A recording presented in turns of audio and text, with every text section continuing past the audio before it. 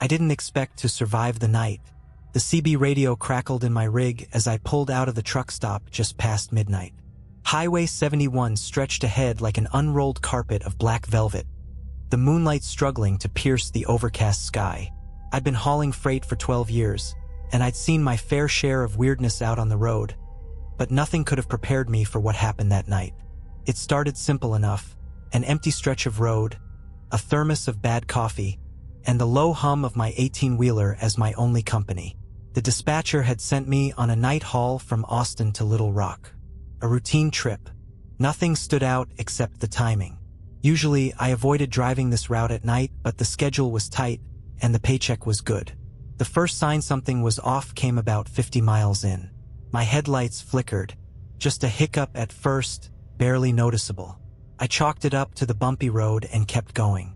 A few miles later, they dimmed for half a second, then came back full strength.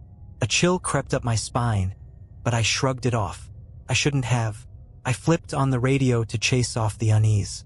Static greeted me, not unusual in the middle of nowhere, but as I twisted the dial, a faint voice emerged. Faint, whispery, and speaking a language I couldn't place. The kind of sound that makes your gut tighten, even if you can't explain why. Breaker 19, anyone out there? I said into the CB, my voice steady despite the knot forming in my stomach. Silence. I tried again. Any other drivers on this stretch of 71 tonight?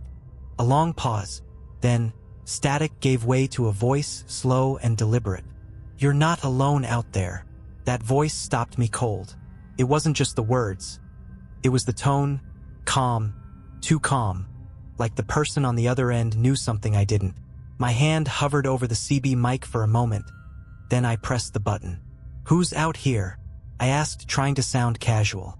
Thought I was the only one crazy enough to run this late. The response came almost immediately. Not crazy, just unlucky. The line went dead. No static, no faint hum of an open channel, just dead air. I checked my mirrors, the darkness pressing against the edges of my headlights like it was alive, trying to smother the light. My gut screamed at me to turn back, but the load in the trailer wasn't going to deliver itself, and truckers like me don't make money by running scared. Still, I couldn't shake the feeling that something was off. The trees lining the road looked wrong. Their branches stretched out unnaturally far, bending toward the asphalt as if reaching for the truck. It had to be my imagination, the result of too many hours on the road and not enough sleep. That's what I told myself, anyway. About 10 minutes later, I saw the car. It was parked on the shoulder, hazards blinking faintly. The vehicle was a beat-up sedan, its back bumper hanging on by a thread. Normally, I'd keep driving. Company policy says we're not to stop unless it's a fellow driver. But something about the scene made me slow down. I let my rig roll to a stop a few yards ahead and grabbed my flashlight. As soon as my boots hit the pavement, the air felt heavier, like the weight of a storm pressing down. I walked toward the car, scanning the area. No sign of anyone inside. The driver's door hung open, swaying slightly in the breeze. "Hello," I called out. My voice sounded small, swallowed up by the empty night. "Anybody need help?" Nothing. I shined the flashlight into the car. The front seat was empty, but there was something odd about the dashboard. Deep gouges ran across it as though someone or something had clawed at it with savage intensity. The upholstery was shredded, stuffing spilling out like innards. A metallic tang hit my nose, and I knew instantly it was blood. The driver's seat was soaked. Then I heard it, a faint, wet gurgle coming from the ditch on the other side of the road. "Hey!" I called, crossing the pavement, my flashlight beam bouncing erratically. "Are you hurt? Hang on, The sound cut off. I froze mid-step. The ditch was empty. No one was there, but the grass was flattened, streaked with dark, wet trails leading into the trees. My heart was pounding now, and every instinct screamed at me to get back in the truck and leave. But as I turned to head back, I saw them. Footprints. Bare, human-looking, but huge. They weren't heading away from the ditch. They were heading toward my truck. I bolted for the truck, my flashlight bouncing wildly with each step. The hairs on my neck stood on end. and every shadow felt alive. When I reached the cab, I yanked the door open, scrambled inside, and slammed it shut, locking it with a trembling hand. My breathing was shallow, frantic, my pulse pounding in my ears. The cab was dark except for the faint glow of the dashboard. I scanned the mirrors, half expecting to see something looming behind me, but there was nothing, just the empty highway and the encroaching darkness. "Get a grip," I muttered, though my voice didn't sound like my own. I fired up the engine, and the roar of the diesel brought a flicker of comfort. I shifted into gear and pulled back onto the highway, determined to put as much distance as possible between me and whatever had left those footprints. But the radio crackled again. This time, the voice was faint, whispery, and wrong. The words sounded distorted, like they were being spoken underwater. "Turn around," it said. "Turn around and see." My knuckles turned white as I gripped the wheel tighter. "Not a chance," I growled, flipping the CB off completely. Whatever game this was, I wasn't playing. But then the headlights dimmed again, this time for a full 3 seconds before flaring back to life. My stomach churned. Something wasn't right with the truck, and I wasn't about to break down in the middle of nowhere. I checked the gauges. Oil pressure, temperature, battery, everything seemed normal. And then I saw it. In the rearview mirror, something darted across the road behind me. It was fast. So fast I almost convinced myself I hadn't seen it. But my gut knew better. It wasn't human. Whatever it was big, hunched, and moved with a predatory grace. I pressed harder on the accelerator, the rig groaning as it picked up speed. The thought of pulling over to check the engine was out of the question now. I just needed to get to the next town, the next gas station, anywhere with lights and people. That's when the banging started. It was faint at first, a soft thud against the back of the trailer. I told myself it was nothing, just the usual creaks and groans of the load shifting. But then it came again, louder, more insistent. It sounded like something, or someone, was inside the trailer, pounding on the walls. "Impossible," I whispered. The trailer had been sealed when I picked it up. There was no way anyone could have gotten in. The banging turned into scratching, a low, screeching sound that set my teeth on edge. I glanced at the side mirror, and my blood ran cold. Something was clinging to the side of the trailer, its massive, shadowy form crawling toward the cab. I slammed on the brakes. The rig shuddered violently, the tires screeching as the trailer jackknifed. I braced myself, gripping the wheel as the truck came to a grinding halt. Silence. For a moment I didn't move, didn't breathe. Then, slowly, I reached for the flashlight. My hand trembled as I switched it on and pointed it out the driver's side window. Nothing. I exhaled shakily, relief washing over me. Maybe it had fallen off when I braked. Maybe a face slammed against the windshield. It wasn't human. Pale, eyeless, with a wide, toothy grin that stretched too far across its face. Its skin was stretched tight, almost translucent, and its long, clawed fingers scratched at the glass, leaving deep grooves. I screamed, throwing the rig into gear and flooring it. The thing clung to the windshield, its grin widening as if it were enjoying my terror. My headlights illuminated the road ahead, but all I could focus on was the creature, its claws digging deeper with each passing second. Then, as suddenly as it appeared, it was gone, flung off the rig and into the darkness. I didn't slow down, not for a second. My only thought was to keep going, to get as far away as possible. But as I glanced in the rearview mirror, my heart sank. It was chasing me, on all fours, faster than any animal I'd ever seen. And it was gaining. I pushed the rig harder than I ever had before, the engine roaring in protest as I kept the pedal floored. The creature was still behind me, loping on all fours with unnatural speed.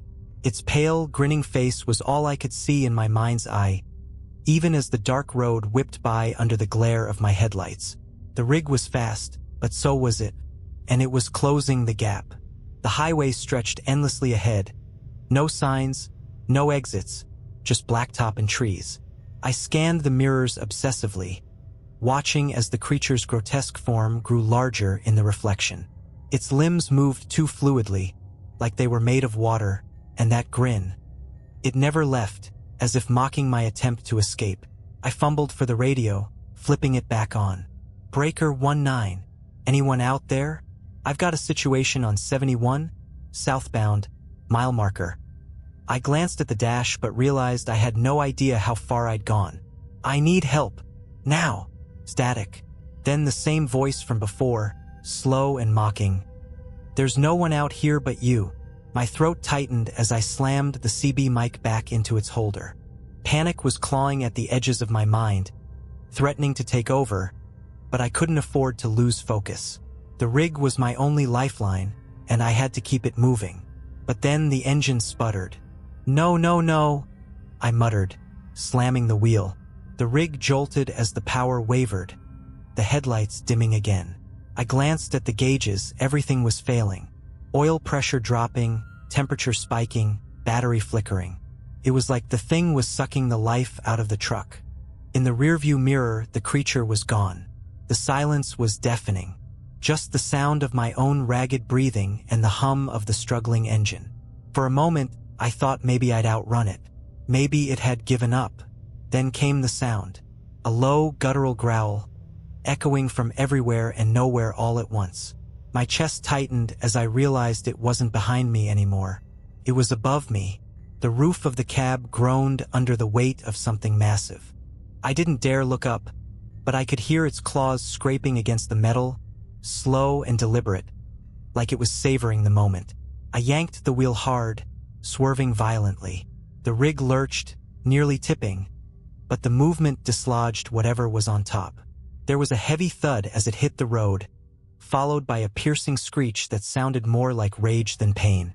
I didn't wait to see if it was still down. I slammed the accelerator, the truck coughing and sputtering but surging forward. Ahead, a miracle, lights. A truck stopped. My heart leapt as I barreled toward it, the glowing sign promising salvation. I pulled the air horn, hoping to alert someone, anyone, that I was coming in hot. The parking lot was mostly empty, save for a couple of rigs and a pickup. I swerved into the lot, skidding to a stop in a cloud of dust and gravel. I threw the door open and jumped out, stumbling as my boots hit the ground. My flashlight swept across the lot, but there was no sign of the creature. Just the quiet hum of fluorescent lights and the distant murmur of the highway. I ran into the truck stop, bursting through the doors and startling the lone cashier behind the counter. He looked up from his magazine, wide-eyed. "Something's out there," I shouted, pointing back toward the highway. "It's..." Before I could finish, the lights flickered. The hum of the fluorescent bulbs wavered, then died completely, plunging the store into darkness. The cashier's face turned pale. "Oh no," he whispered, backing away from the counter. "Not again." "What do you mean, not again?" I demanded, my voice trembling. Before he could answer, the glass windows shattered, and the growl filled the air once more. The sound of the windows shattering was deafening, followed by the rush of cold air and the growl that made my blood freeze. Shards of glass rained down as the growl reverberated through the store, low and guttural, like the engine of a massive, otherworldly machine. The cashier bolted toward the back, disappearing into the storeroom without another word. I was alone, completely alone. The creature stepped into the store. Its hunched, impossibly long frame barely fit through the shattered window. The fluorescent lights from the parking lot illuminated its pale, slick skin, stretched taut over a skeletal frame. Its eyeless face turned toward me, that horrific grin splitting its head from ear to ear. I backed away, stumbling over a rack of snacks. My flashlight rolled across the floor, spinning wildly before coming to rest, its beam casting erratic shadows across the walls. I groped for something, anything to use as a weapon, and my hand landed on a metal tire iron from a nearby display. The creature advanced, its long, clawed fingers scraping against the tile floor. The sound was unbearable, like nails on a chalkboard amplified 1,000 times. It moved slowly, deliberately, as if savoring my fear. "You're not getting me?" I muttered through gritted teeth, tightening my grip on the tire iron. Not without a fight. It lunged. I swung the tire iron with everything I had, the metal connecting with a sickening crack against its head. The creature reeled back, emitting a high-pitched screech that sent a jolt of pain through my skull. But it wasn't down. Not even close. It came at me again, faster this time, its claws slashing through the air. I dove behind the counter, narrowly avoiding the swipe. The sharp claws tore through the shelves, scattering candy and cigarettes across the floor. I needed to think, and fast. The store was a maze of aisles, and I used them to my advantage, weaving through the shelves as the creature tore after me. Each time it got close, I swung the tire iron, landing blows that only seemed to enrage it further. Then I spotted it, a glowing red sign above the emergency exit at the back of the store. My way out. I bolted toward the door, but the creature was faster. It leapt over the counter, landing between me and my escape route. Its grin widened, as if it knew it had me cornered. Desperation fueled me. I grabbed a can of lighter fluid from a nearby shelf and hurled it at the creature. The canister burst on impact, dousing it in the flammable liquid. It screeched and clawed at its face, momentarily distracted. That's when I saw the matches. Without thinking, I snatched the box from the counter, striking one with trembling fingers. The tiny flame wavered in my hand, but it was enough. I tossed it at the creature. The effect was immediate. Flames erupted across its body, the lighter fluid igniting in an instant. The creature let out an ear-splitting wail, thrashing violently as the fire consumed it. The smell of burning flesh filled the air, acrid and suffocating. I didn't wait to see if it would recover. I sprinted for the emergency exit, bursting through the door into the cold night air. My truck was still idling in the parking lot, the engine sputtering but holding steady. I climbed into the cab, slammed the door, and tore out of the lot without looking back. The highway stretched ahead, empty and silent once more. My hands shook on the wheel, adrenaline coursing through my veins as I put as much distance as possible between me and that cursed truck stop. I don't know what that thing was or why it came after me. All I know is I survived. Barely. To this day, I avoid Highway 71 at night. Some roads are meant to be traveled in the daylight, and some things are better left in the darkness. A week after the incident, I still couldn't shake the feeling that something was watching me. Every time I closed my eyes, I saw that eyeless, grinning face, its claws ripping through the air as if it could reach me even in my dreams. I hadn't spoken to anyone about what happened, not even my dispatcher. They just assumed the damage to my rig was from a run-in with a deer. Fine by me. Let them believe it. But the silence was eating me alive. That's why, against every ounce of common sense I had left, I decided to go back to the truck stop. I told myself it was for closure to make sure it was really gone. Deep down, I knew it was more than that. I needed answers. I arrived just before sunset, the golden light casting long shadows across the lot. The place looked normal, almost too normal, like nothing horrific had happened here just days before. The shattered windows were boarded up, and a closed for repairs sign hung crookedly on the door. I stepped out of my truck, every nerve in my body screaming at me to leave. The air was still, heavy, like the world was holding its breath. As I approached the door, the memory of the creature's screech echoed in my mind. My hands trembled, but I pushed forward, peeking through a gap in the boards. The interior was dark, but I could make out the outlines of shelves and the faint glint of broken glass scattered across the floor. It looked like the place had been abandoned. "Can I help you?" I jumped, spinning around to face the voice. A man stood behind me, his figure half hidden in the lengthening shadows. He was older, with a weathered face and piercing blue eyes that seemed to look straight through me. You work here?" I asked, trying to steady my voice. He shook his head. "Not anymore. Place isn't what it used to be." "What happened?" I asked, my words spilling out faster than I intended. There was something here, something that shouldn't exist. The man's expression didn't change, but his eyes darkened. "You saw it, didn't you?" I nodded, my throat dry. "What was it?" He sighed, glancing toward the boarded-up windows. This place sits on bad land. Always has. People think highways are just roads, but they're more than that. They're veins, pumping life, or sometimes death, through the land. And this stretch is sick, rotten to the core. That doesn't explain. I started, but he cut me off. It's not the first time, he said, his voice low. That thing you saw is just one of many. They feed on fear, on desperation. And once they've marked you, they don't stop. My stomach dropped. Marked me? What do you mean, marked me? He stepped closer, his blue eyes locking onto mine.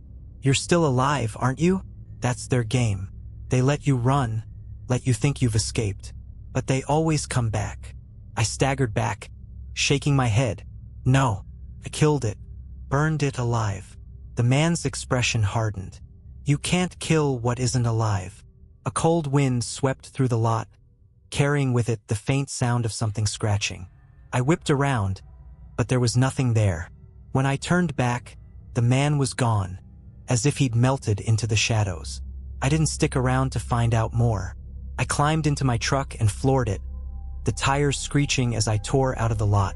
The sun dipped below the horizon, and the darkness swallowed the highway. Now, every night on the road, I check my mirrors obsessively. Every sound, every flicker of light, sets my nerves on edge. I know it's still out there, waiting, watching, and one day it'll come back. For the next 50 miles, I couldn't stop glancing at the mirrors. The highway was quiet now, but the terror clung to me like a second skin. Every flicker of shadow made my pulse race. Every creak of the rig sounded like claws against metal. My hands were slick on the wheel, the adrenaline fading into a bone-deep exhaustion. But I didn't dare stop. Not yet. I reached the next truck stop as the first rays of dawn began to break over the horizon. This one was bigger, busier. Trucks filled the lot, their engines humming as drivers slept or grabbed breakfast inside. I parked my rig near the back, as far from the road as I could get, and shut off the engine. For a long moment, I just sat there, staring at the dashboard. The events of the night replayed in my mind like a horror movie I couldn't shut off. My knuckles were still bruised from gripping the tire iron, my clothes reeking of smoke and fear. I needed to talk to someone, anyone, just to anchor myself back to reality. I grabbed my logbook and climbed out of the cab, my legs shaky as they hit the pavement. The smell of diesel and fried food hit me as I stepped into the diner attached to the stop. The place was lively, filled with the chatter of truckers and the clinking of coffee mugs. It felt like another world, a safe one where monsters didn't exist. I slid into a booth and ordered coffee, my hands still trembling as I poured cream into the cup. "You look like you've seen a ghost," the waitress said, setting a plate of eggs and toast in front of me. "Something like that," I muttered, avoiding her gaze. Across the room, a group of older drivers were swapping stories, their laughter echoing off the linoleum floor. One of them, a grizzled man with a beard like a mountain, caught my eye. He nodded toward me, his expression turning serious. "You look like you've got a story," he said, his voice carrying over the din. I hesitated. Would they even believe me? Hell, did I believe me? But something about his gaze told me he'd heard things before, maybe even seen them. "Highway 71. I began, my voice low. "Last night." The diner fell silent. Every driver in the room turned to look at me. The bearded man leaned forward, his eyes narrowing. "You ran into it, didn't you?" "It?" I asked, my throat dry. He nodded grimly. "We call it the grinner.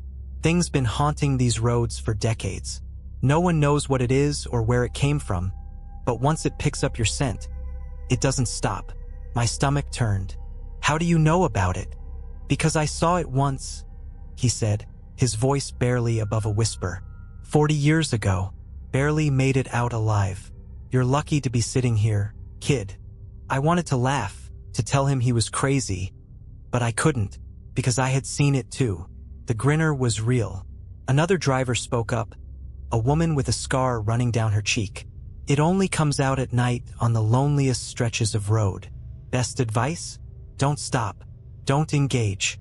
And whatever you do, don't let it get close." I swallowed hard, the weight of their words sinking in. "What happens if it catches you?" The bearded man shook his head. "You don't come back." The diner fell silent again, the weight of unspoken stories hanging heavy in the air. I finished my coffee, left a tip, and walked back to my rig, the morning sun doing little to chase away the lingering dread. As I climbed into the cab, I noticed something on the windshield, a faint scratch, like a claw mark, running across the glass. My breath hitched, and I ran a finger over it. It was real. I started the engine and pulled onto the highway, the sound of the tires on asphalt soothing in its familiarity. But I couldn't shake the feeling that I was being watched, that somewhere, out there in the shadows, the grinner was waiting. And I knew one thing for certain: I would never drive Highway 71 at night again.